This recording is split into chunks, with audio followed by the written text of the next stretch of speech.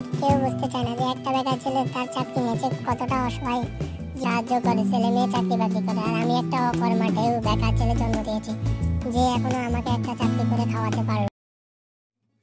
কতদিন আর এভাবে বসে বসে খাবি? এবার একটা চাকরির ব্যবস্থা কর।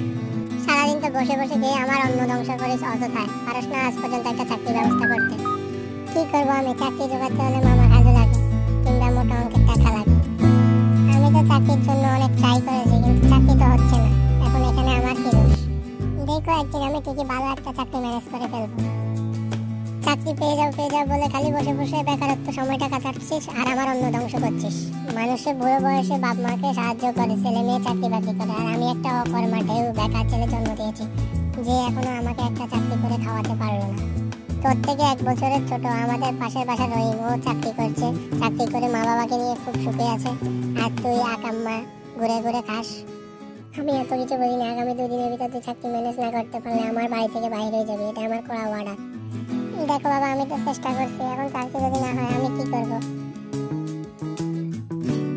আসলে আমাদের নিষ্ঠুর সমাজটাই ওইরকম, যার টাকা নেই তাকে কেউ দেখতে পারে না। আমিও তো অনেক চেষ্টা করেছি একটা চাকরি জোগাড়ের জন্য, কিন্তু আমি তো পারলাম না, আমি ব্যর্থ। আসলে আমার জীবনে আর কিছুই হবে না। কম তো আর চেষ্টা করিনি, একটা চাকরির পিছনে অনেক ঘুরেছি। আসলে আমাকে কেউ বুঝতে চায় না যে একটা বেকার ছেলে তার চাকরি নিয়েছে কতটা অসহায় জীবনযাপন করছে। তার কথা কেউ চিন্তা করে না। সবাই তার নিজ নিজ কথা নিয়ে ব্যস্ত, নিজ নিজ দায়িত্ব নিয়ে ব্যস্ত।